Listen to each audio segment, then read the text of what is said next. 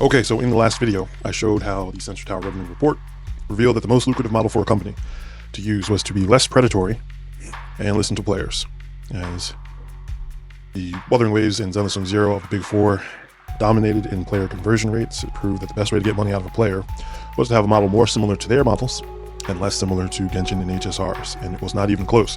As promised in this video, I'm going to show why the numbers seem to be very reliable. In fact, the numbers seem to be too reliable in contrast to the dominant public opinion that it is a scam. So first, we're going to hone in on Sensor Tower itself and why the conclusions about it being a scam or invalid don't make sense in the first place based on the information on the site itself and its business model in general. So reason number one, Sensor Tower is not made for gacha PvP. The target audience literally has the proof that the numbers are either reliable or unreliable.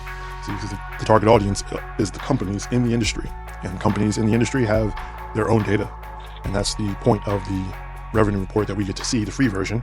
It's a little taste to get them hooked, but they're also only going to find any value in it if the estimates for their own data are actually close. And that's why I say they have to be kind of too close. Anyway, it would be impossible to sell fake numbers to companies that have real numbers. That just makes zero sense. So it's not a good conclusion that the numbers are inaccurate if the business did not fail.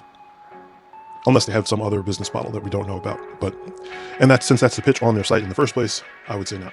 In our extensive testing, they say on their site, we have blah, blah, blah, corporate speak, but this highlighted sentence is the good one. The best way to find out how accurate our data is to compare it to your own data. So that's the challenge that they're making to the company. They're saying, here, look, see that we got your number right, and then you'll be convinced that we have the other numbers right as well. So I can't see how a business like that could stay in business and sell these faulty numbers for tens of thousands to hundreds of thousands of dollars every single year. It makes no sense for the numbers to be unreliable. It just is making less sense that the number is an estimate. In fact, they would have to pretty much be psychic, and I doubt that. So to be predictive enough to be to the point that it is worth the amount that they're selling it for, that I find hard to believe. And yet, they are still doing business. So we can go dig a little bit deeper in on their site. You'll see in the data security area, a very interesting line here. Although the majority of the data that is aggregated and curated by our services comes from public channels. I'm like, well, what are you talking about? I don't know where these public channels are. If they were, we would all know what the data was.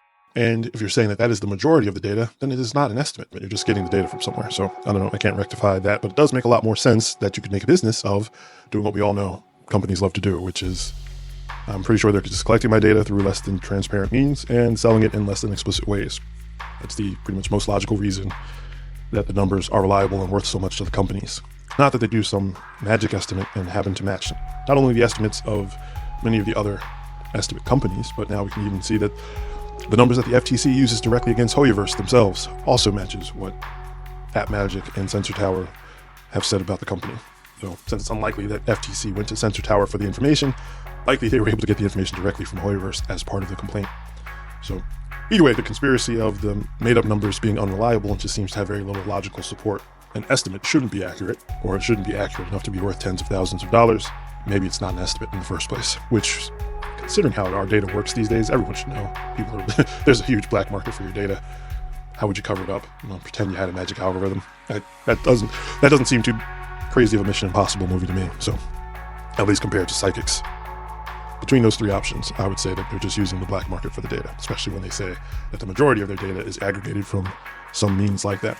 So, sad news for our security and privacy, but I don't really care about those things personally. What I do care about is seeing that Wuthering Waves and Zenless on Zero won big, and that the data now proves that it is better to be less predatory, and that's why I'm making all of these videos, and that's why I'm going to keep talking about this.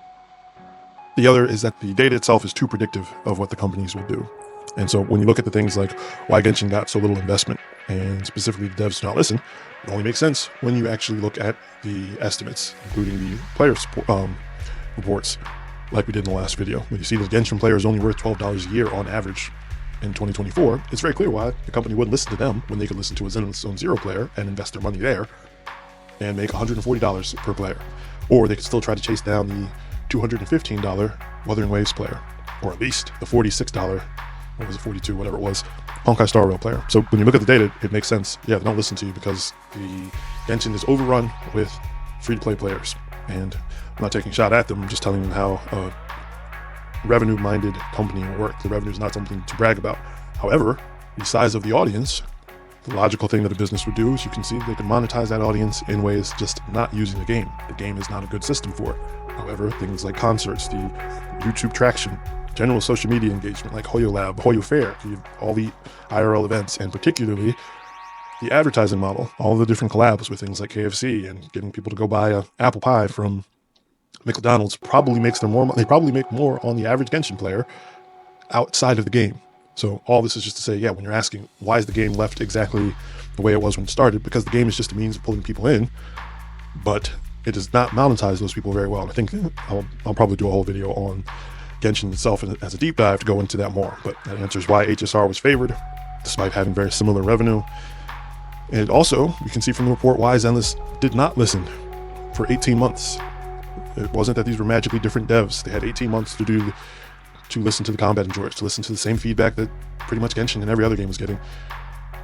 Too much TVs, definitely too much talking in the TVs, combat's too simple, combat's too easy, combat's too sparse. That was the same feedback for 18 months and 3 beta tests. It wasn't until Wuthering Waves proved that the combat enjoyer was worth listening to in July of 2024 that now, although the game launched with even more TVs, despite the feedback, their live stream, they're saying, oh, we're going to change. Why? Because the report came out and they saw that Wuthering made a ton in its worst market on mobile off of listening to combat enjoyers. And then Zenless became the devs did listen company.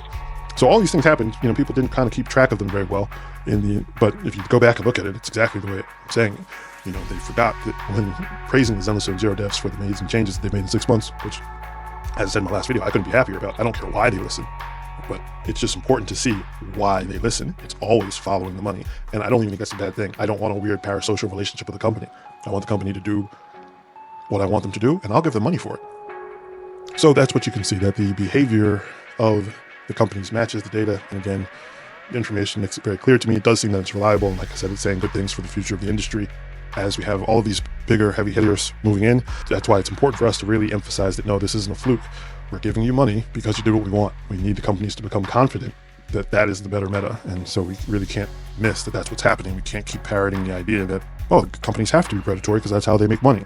Anyway, that's all for this video. Thanks for watching.